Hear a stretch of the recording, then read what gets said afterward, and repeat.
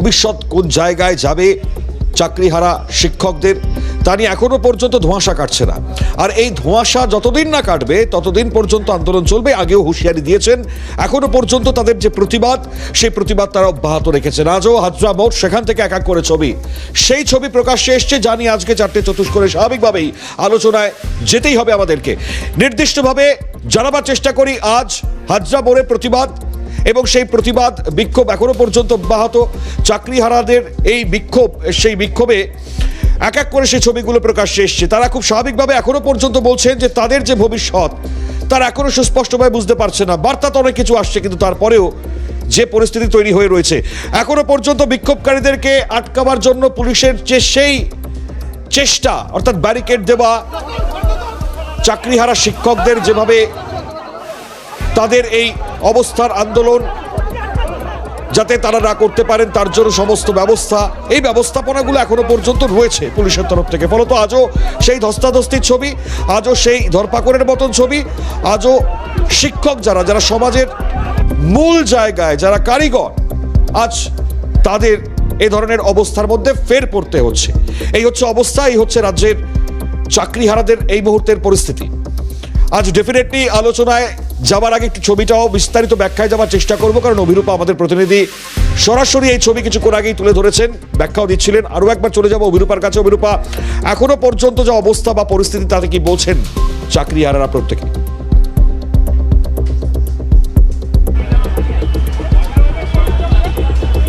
চাকরিহারারা এখনো পর্যন্ত হাজরা মোড়ে তারা তাদের অবস্থানে সামিল রয়েছে। তোমাকে দেখাবো এখনো পর্যন্ত পুলিশের ব্যারিকেড রয়েছে। কলকাতা পুলিশের যারা শীর্ষ কর্তারা রয়েছেন তাদেরকে এই মুহূর্তে মোতায়েন করা হয়েছে গোটা হাজরা মোড় চত্বর জুড়ে। ইতিমধ্যেই তাদের একটি প্রতিনিধি দল যারা কালীঘাট থানায় পৌঁছেছেন ডেপুটেশন দেওয়ার জন্য, যারা বসে রয়েছেন তাদের সঙ্গে একটু কথা বলে জানার চেষ্টা করবো। তোমাকে দেখাবো, আমার চিত্র সাংবাদিক সঞ্জীব দেখাচ্ছে সেই ছবিটা।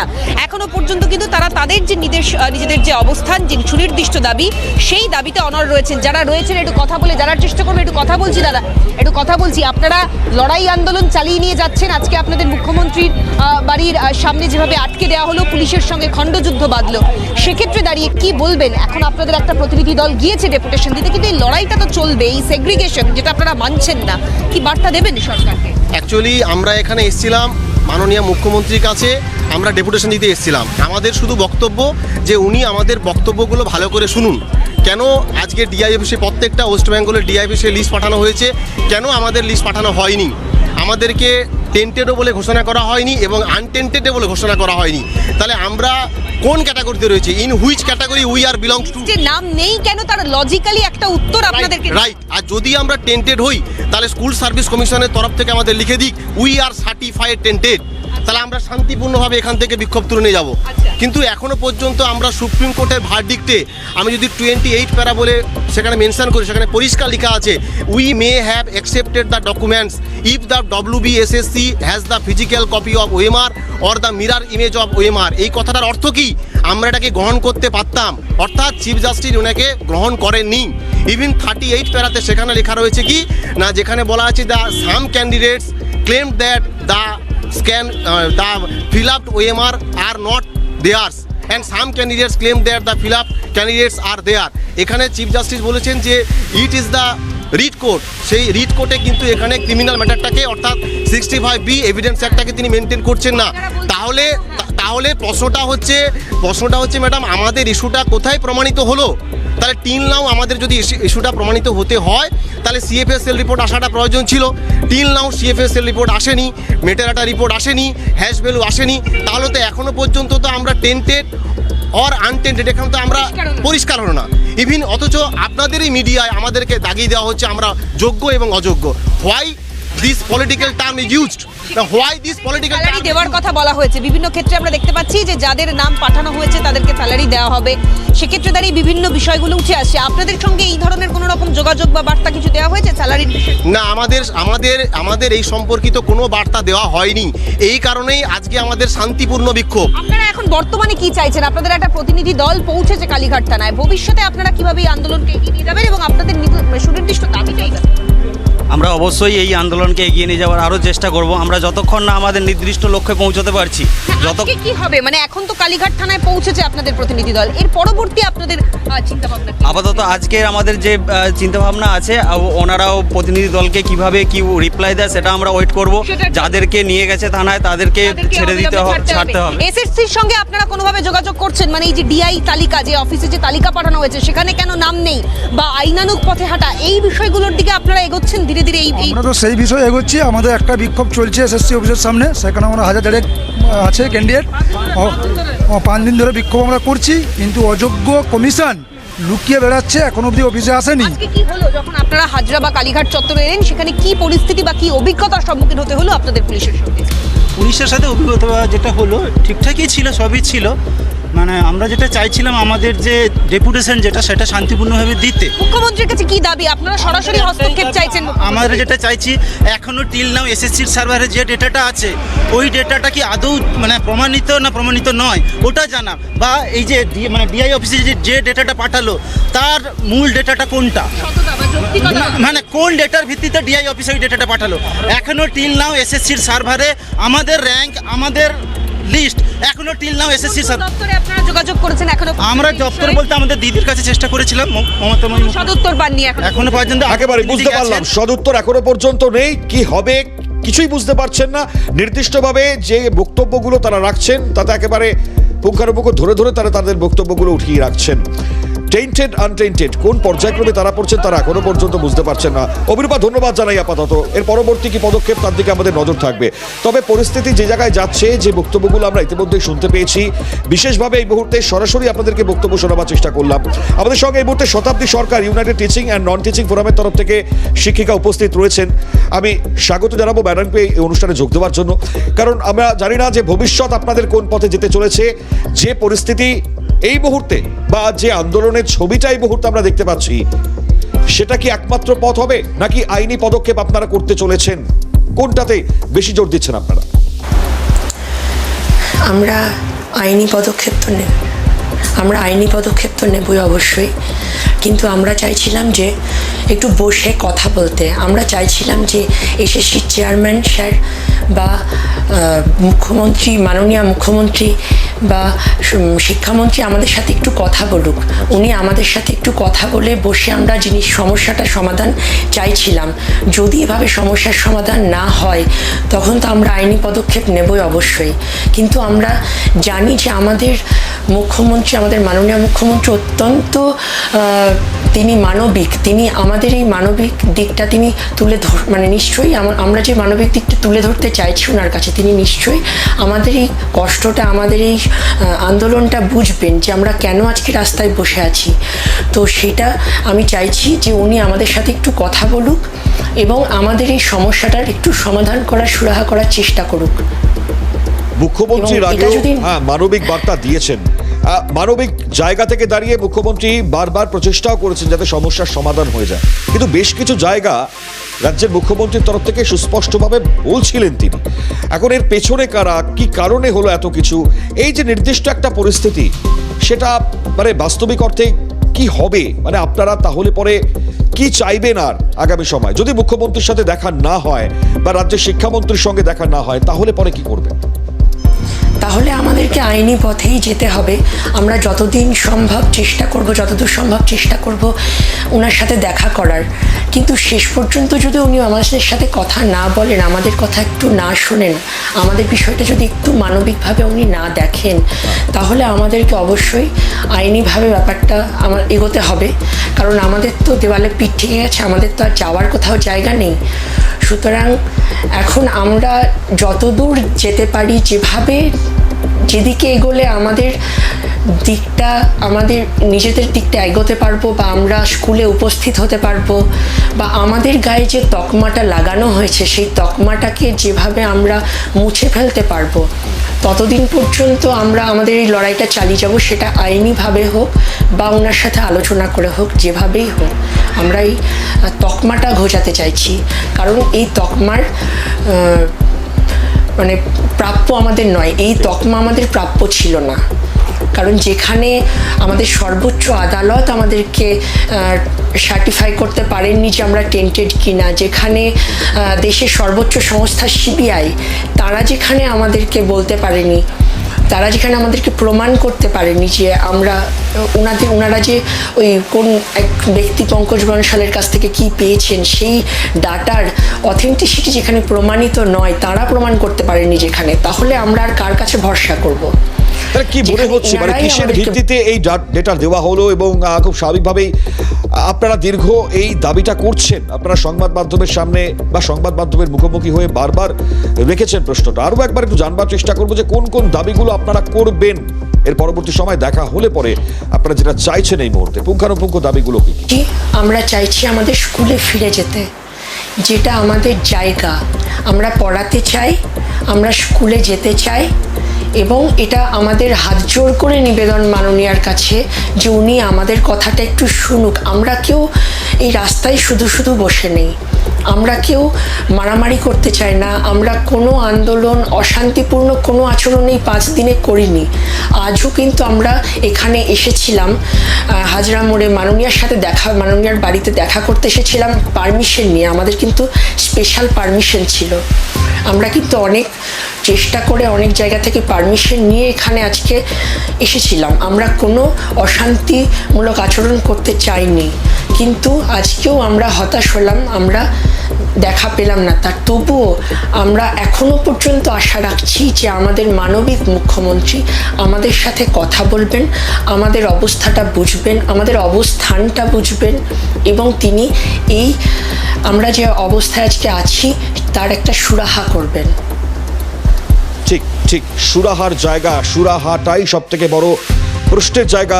খুব স্বাভাবিকভাবেই শিক্ষিকা তিনি যেমনটা বলছেন, সামাজিক পারিপার্শ্বিক চাপ, এবং খুব স্বাভাবিকভাবেই এই প্রশ্নের জায়গা থেকে দাঁড়িয়ে তাদের ব্যাপক মাত্রায় সেই চাপের অবস্থানটা প্রত্যেকেই বোঝেন বা বুঝতে পারেন। আমি আরও একবার ম্যাডামের কাছে আসবো ঠিক এই জায়গা নিয়ে।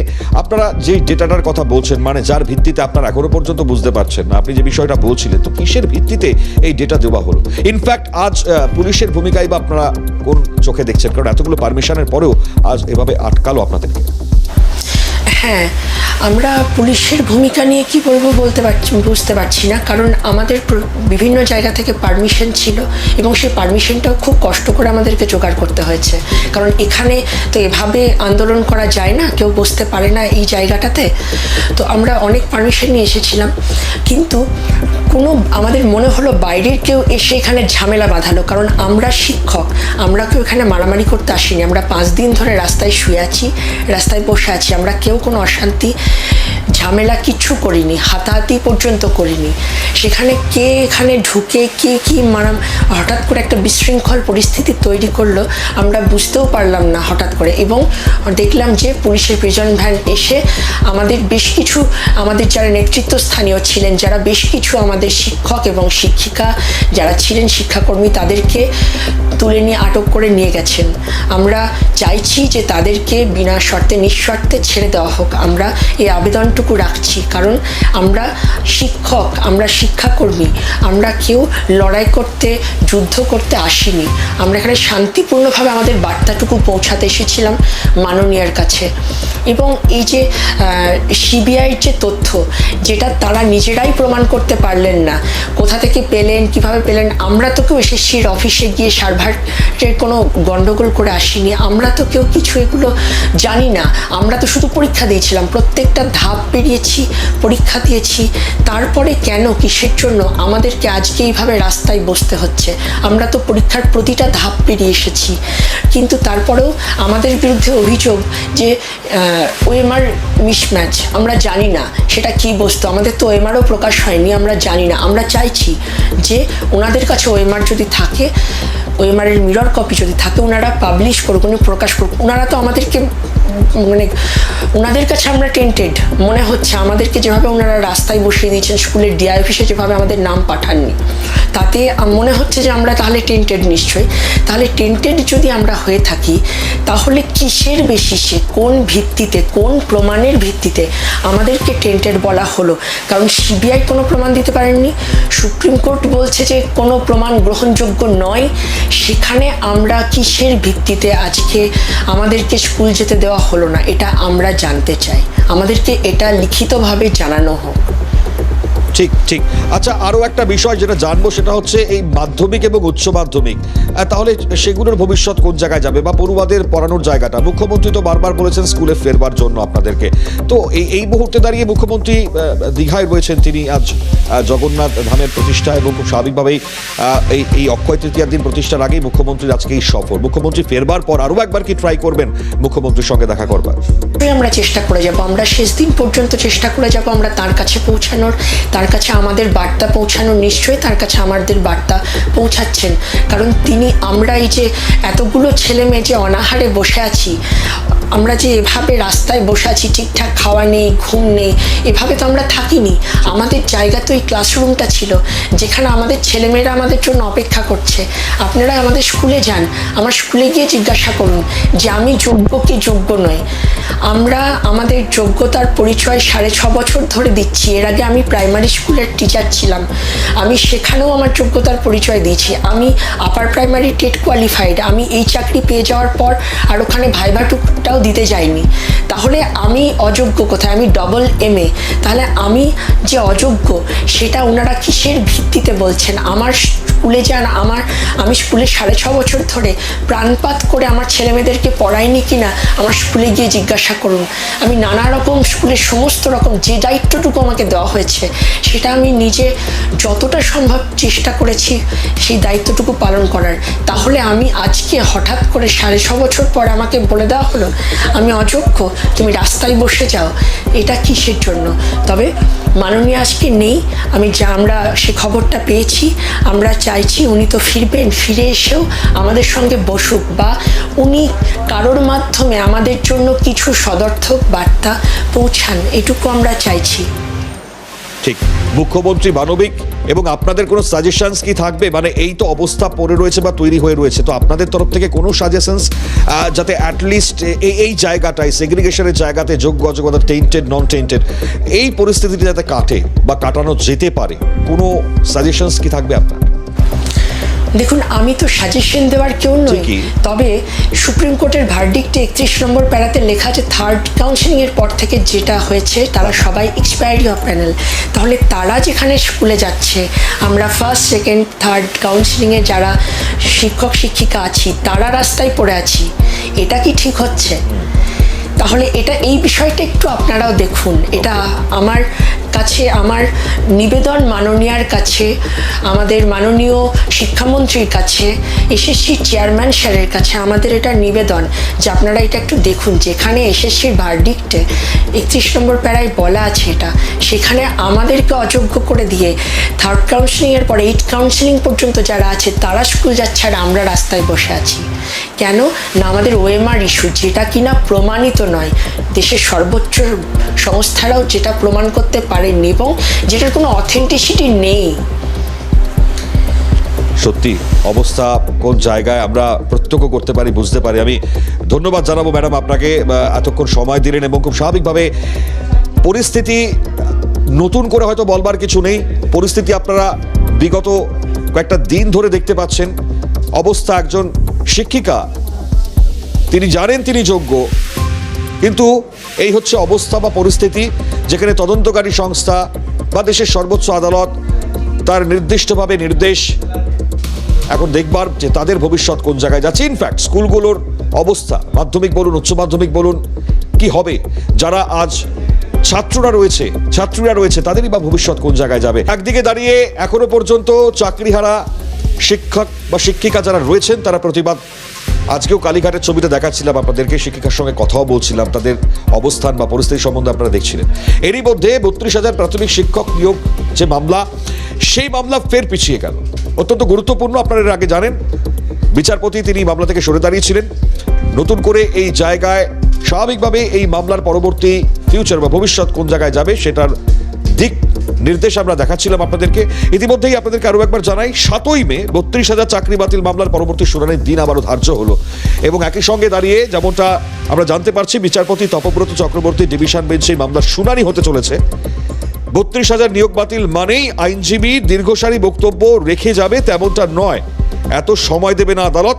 আইনজীবীদের একজনের নেতৃত্বে বক্তব্য জানাতে হবে, এটা আদালতের তরফ থেকে আজ নির্দেশ এসছে। একটু শোনাবার চেষ্টা করব যারা আন্দোলনকারীরা রয়েছেন, তাদেরও বক্তব্য রয়েছে এই মুহূর্তে। কি বলেছেন এই নির্দেশ আসবার পর শুনুন। যেটুকু ছিল এটা টু বি মেনশন ছিল, এখানে মেনশনিং হয়েছে। বোর্ডের আইনজীবী এই ব্যাপারে বলেছেন এবং আমাদের যে সমস্ত আইনজীবীরা ছিলেন ওনারাও ওনাদের মত দিয়েছেন এবং যেটুকু আইনজীবীরা বলেছেন যে তাদের সময় অনুযায়ী 7 তারিখ 2টোর সময় এই ম্যাটারটা আবার ফিক্সড হয়েছে এবং সবাই এটা 7 তারিখ থেকেই শুনানি শুরু হবে। মামলার ওএমআর প্রকাশিত হয়নি, কারণ আমাদের মামলার ওএমআর প্রকাশিত হয়নি এবং যারা বলছেন এখন আমাদেরকে বাজারহাটে গেলে একটা কথাই শুনতে হয় যে তুই কোন সালে চাকরিটা পেয়েছিস। এই জায়গাটা খুব যন্ত্রণার জায়গা। বাড়ির ক্ষেত্রে সিআইডি আজকে সিবিআই যে তদন্ত করেছে তাতে ওএমআর আলাদা করতে পেরেছে, কিন্তু আমাদের ক্ষেত্রে এখন অবধি কোনো এভিডেন্সই নেই। আমরা কোনো এভিডেন্সই পাইনি যেটা সিবিআই তদন্তে পেয়েছে। যেটা পেয়েছেন সেটা 236 জন কি আদার্স 73 জন, সেটা ওই 16 সালের রিক্রুটমেন্ট অনুযায়ী বা 2017 সালে যারা রিক্রুট হয়েছিল তাদের কেউ নয়। আমাদের বিরুদ্ধে কিন্তু সিবিআই প্রডিউস করতে পারেনি। ঠিকই জানেন টু বি মেনশন থেকে কখনো রায়দান হতে পারে না। সিটের ওএমআর সিটের যে ব্যাপারটা বলা হচ্ছে, ওএমআর সিটটা পাবলিশ করতে হবে এরকম কোথায় লেখা ছিল? কোনো নোটিফিকেশনে লেখা ছিল ওএমআর সিট সবার পাবলিশ করতে হবে? আজ অবধি অনেক ভারতের পরীক্ষা হয় যেখানে কোথাও ওএমআর সিট পাবলিশ হয় না। খুব গুরুত্বপূর্ণ বক্তব্য। মানে রাস্তাঘাটে আপনি বেরোচ্ছেন, আপনি জানেন আপনি যোগ্য, কিন্তু হঠাৎ করে আপনার চাকরি চলে যাওয়া এবং স্বাভাবিকভাবে এই যখন পরিস্থিতি তৈরি হচ্ছে, এখনো পর্যন্ত মামলা তার শুনানিও চলছে, আর রাস্তাঘাটে বেরোলে যদি শুনতে হয় যে কোন সালে চাকরি পেয়েছো, এটা সত্যি ভয়ঙ্কর এক অবস্থা, যেটার হয়তো ব্যাখ্যা দিচ্ছিলেন আন্দোলনকারীরা। এখন 7 তারিখের দিকে আমাদের নজর থাকবে যে কি নির্দেশ আবারও নতুন করে আসছে আদালতের তরফ থেকে। আপাতত এখানে শেষ করছি আজকে 4টে চতুষ্কোণ। অন্যান্য সব খবরের জন্য আপনাদের নজর থাক সিএনএ।